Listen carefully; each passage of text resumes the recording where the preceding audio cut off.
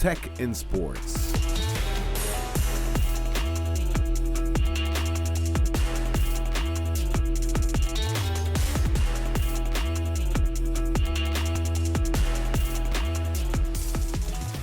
Fabulous. Okay, so yes, last one for Sara, who has been an amazing moderator, and I'd like to invite to stage Musa, Khalfan, Yasin, the founder and CEO of MK Investment, an amazing Emirati athlete as well, I must say, and Tomash, who is the founder and CEO of Kero Sports. Tomash, are you in the house?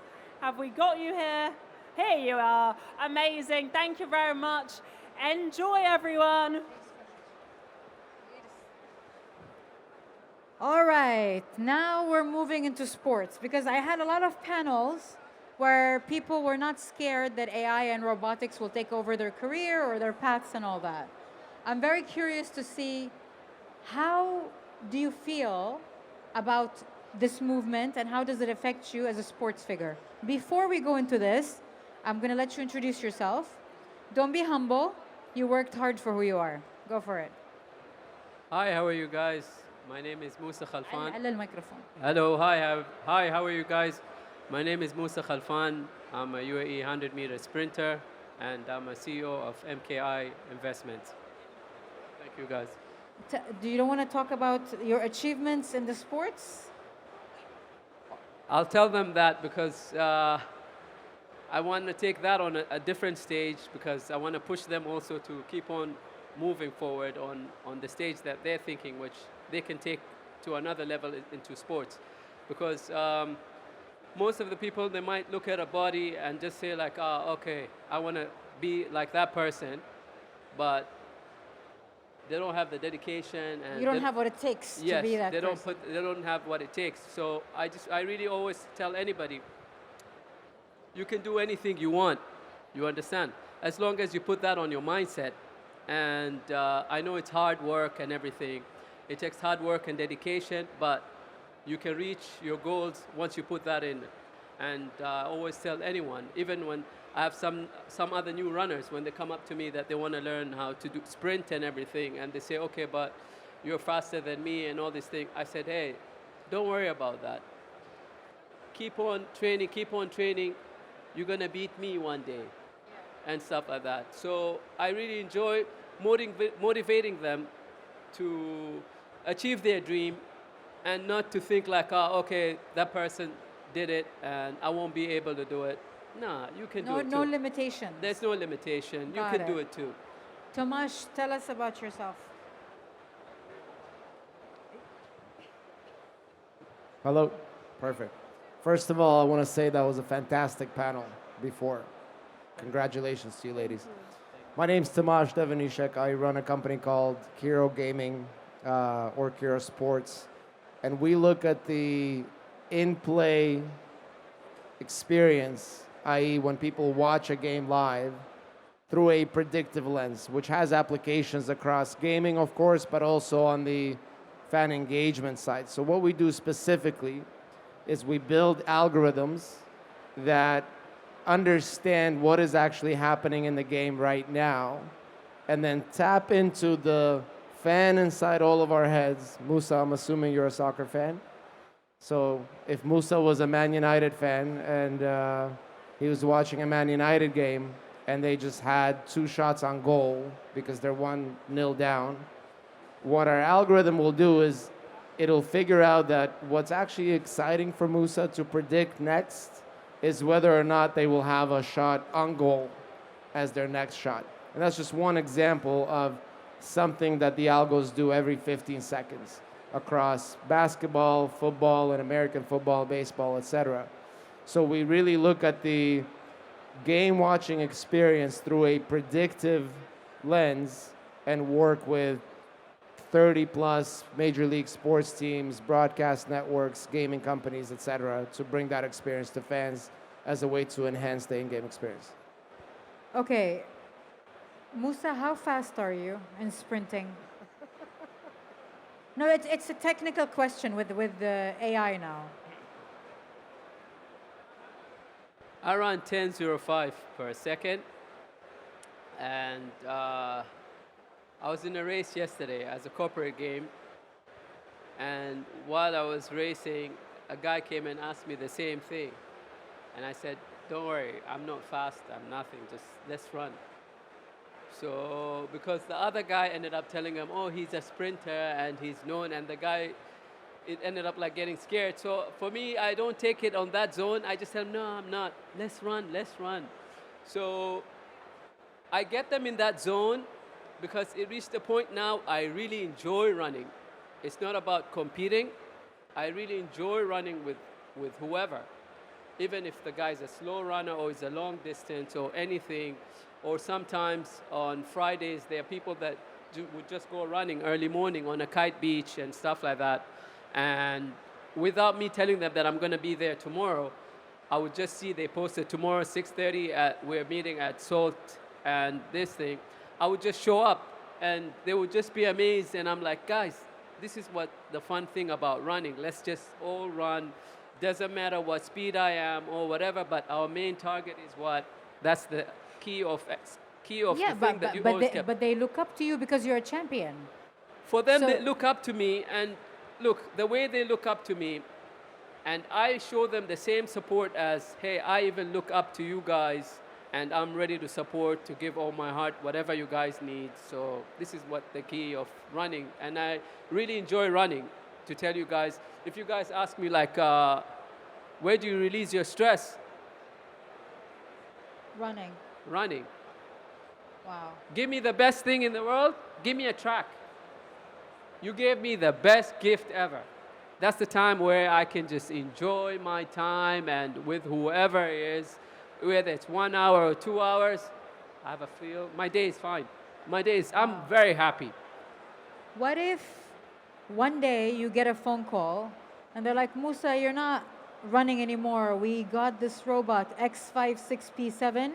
She's going to be running on your behalf.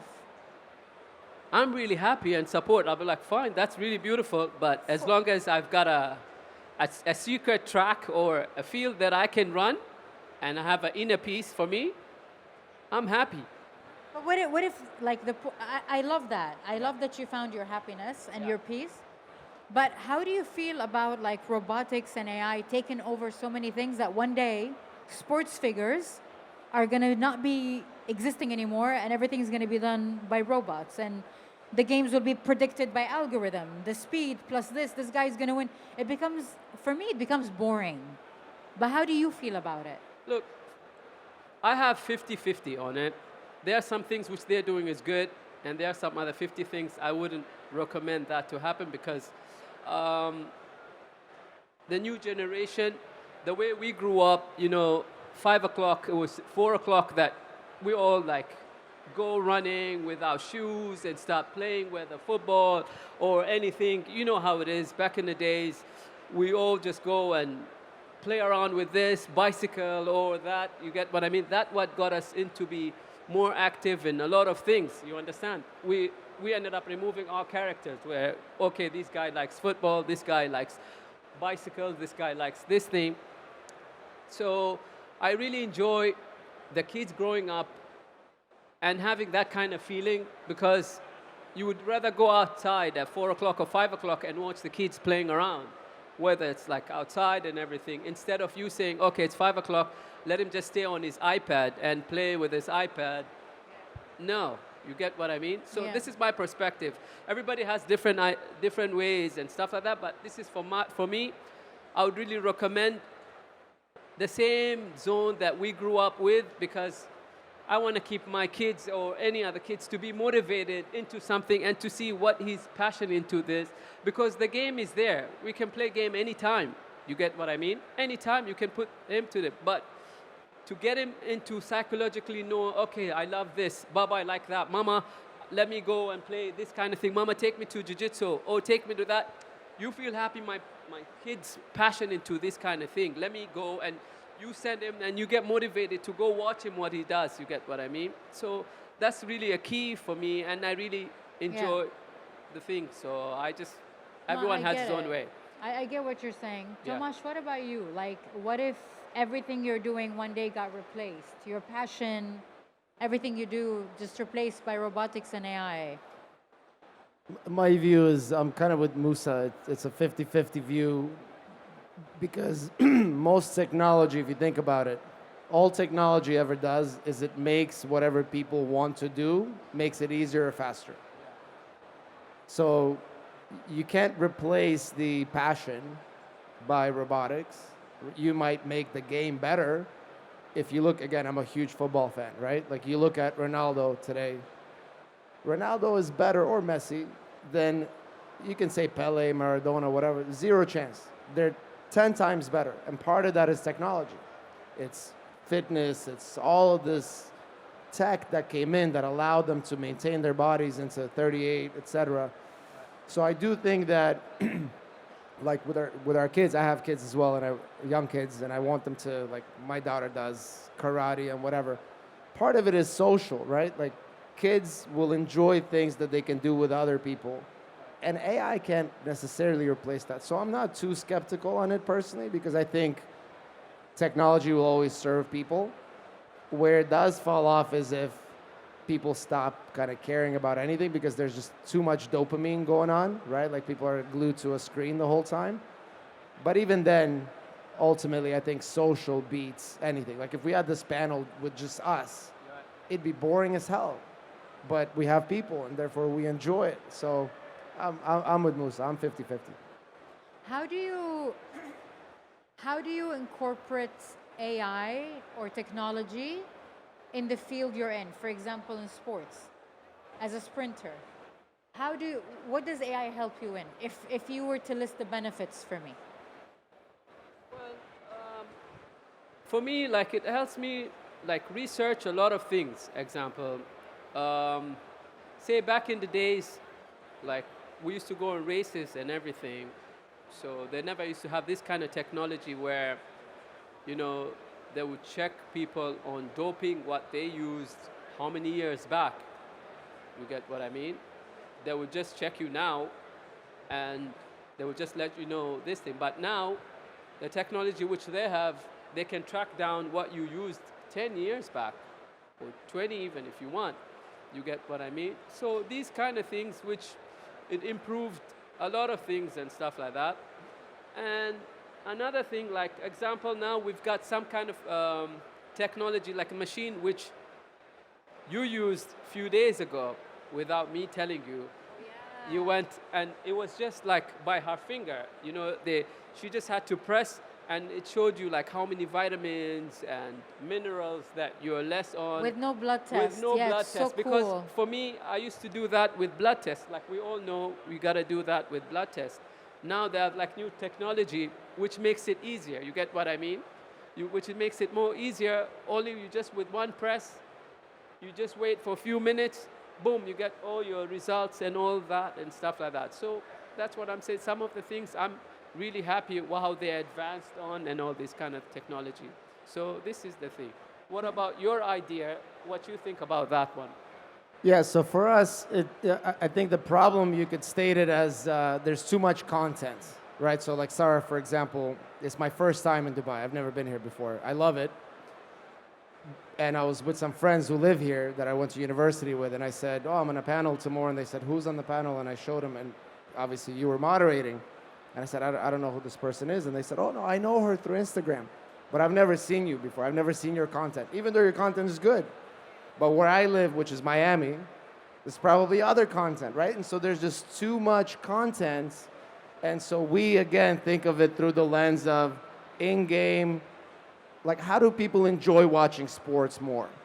And it's all about condensing all the different things that you could be predicting. So like we work with sports networks, for example, where they want people to watch longer. So how do you do that? Well, you can actually predict the next thing that happens. But there's like 1,000 things that you can predict, right? Like will Messi dribble in the next 2 minutes or something? But that might be boring. There might be a better one.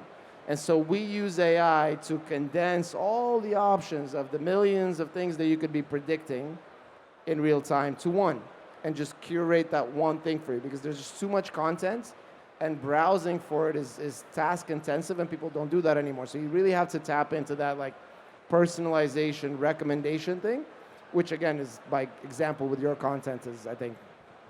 Got it. Understood. If there is one piece of advice, because you both come from the similar industries, right? If there is one word of advice when it comes to your generation, this generation, how they're approaching the idea of sports or how they're perceiving or receiving sports, what advice would you give them in this digital era, basically? What about you, Musa? I'll tell you what I don't like with younger people. Like, I'm old enough to have a favorite team, which is Real Madrid. Like, zero chance you could move me off of that. But some of the younger kids, they just follow players. They don't care. It's like, okay, Messi went to Miami, now I'm a Miami fan. So there's, and look, it might just be like every generation, right? They always harp on the next one, and then like we think we're the best one, and our kids are whatever, but then they'll think they're the best. So I don't know. I think it's just enjoy life. Like, it's kind of to Musa's point, like you gotta enjoy it. And I don't think, I know that every generation is different, but it's not that we're the best one, but it's just that I want my son to have the human experience, that connectivity with people, and not 24/7 on an iPad or TV. I want that for him. But I also want him to enjoy this digital era because that's his era. I don't want to interfere. It's just that you don't want them to lose the human touch. And I said it earlier on a panel. I said, now, if there's a funeral, people don't attend the funeral, they WhatsApp you. There is no wedding invitations physical, it's WhatsApp invitations. So it's like, what happened to that? I used to go to my friend's home and we had a whistle where we would whistle and they would know that I'm outside, and then they would come out because there was no phone. Like, you could maybe call, but we would just walk for 20 minutes to our friend's house and whistle. And it's different. Look, as I said, technology accelerates things, right? It makes things easier, but it's ultimately down to what the human wants. And I do have faith in that social and activity is ultimately what people want, and you can kind of mute it with technology, with content and dopamine, but at some point there's a breakthrough, right? Like, people used to complain about the TVs 30 years ago. They thought like everybody will be glued to the TV, and like now we're glued to phones. So TV is like irrelevant now. What about you, Musa? Well, for me, like, Get up, okay. Well, for me, because I know, like, okay, technology's been changing a lot of things, and it's been changing us, changing our kids, changing a lot of people around us. Like what Sara said, people now WhatsApp you and everything. One thing that I always keep myself, no matter what, how technology is changing, no matter what, this thing, I try to keep it 100, but I don't forget the way 100 I started on the other side. You understand? So if you kind of tell me, like, example, how people use WhatsApp and all these other things, there's some days I would disconnect from that just for 1 day or 2 days, and it would just make me feel very super peaceful, because I would make anyone wants me, you can contact me by Nokia? a Nokia phone. You're an OG. A Nokia phone. That's a dinosaur. Very simple and easy. A Nokia phone. You can connect me. You want to get in touch with me? You can call me. Very simple and easy.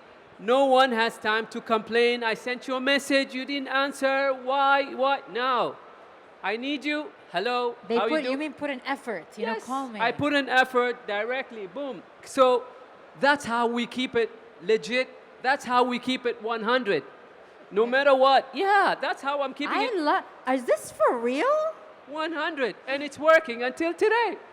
You need Wow. me? That's why I called Samia today. Hello, Samia, how are you? And everything. I'm going to see you at this time. Boom. There I am. I love it.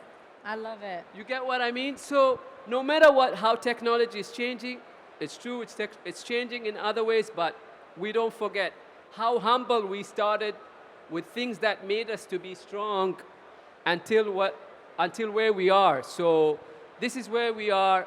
And second thing also, what I'm going to tell you, Sara, I'm so happy and proud for what you put this event on, getting us connected to people around these things, because we're all passionate into things, we're all connected into things, but today I'm here. There's some things that I know he does. Oh, I'm thankful and happy. Oh, Sara made it easier for me to be in touch with him. So networking is very important. Networking is very important than anything in life. So I can have as much as money I want, but I don't have a network. I don't have an access to it. But once I have an access to someone who knows how to do these things, boom, we can connect to each other and get the things done.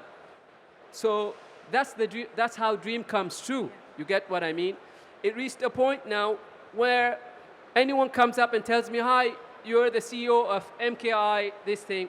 I want to tell them, please just remove the word CEO. I'm sorry, okay, it's in my company, but remove that word CEO. I would like you guys to call me creative Musa Khalfan. Why? Because you guys are the game changers. You guys are game changer. Every day you guys are putting work, new ideas, new everything and stuff like that. You are creative. You are creative. You're creating things. You guys are game changers. You understand? So I'm really happy and enjoy that because that's how much hard work and how much hard work you guys put on. I'm proud of you guys. You're a creative person. Tomorrow, we're the generation that's growing. I don't want them to end up being, oh, let me Google CEO of blah, blah, blah. Let them be, I'm going to Google the creative of Sara al-Madani and gets to see all the things of Sara al-Madani did and how much she achieved and all these things. That's how amazed they go on. You understand? Aw. That's how amazed they go on. That's so true. Actually, you touched something very important. And I always say this, people at the top collaborate, people at the bottom compete. True. So network is important. Everyone here can start something, can find someone, can do amazing things if we all collaborate and we stay at the top. True. So your network is your net worth. Thank you so much, guys. Thank you. Thank Most Musa. welcome. Thank you so much, guys. Amazing. Thank you very much to our final Sara panel of our influencers. She must be Finally, I'm exhausted. done.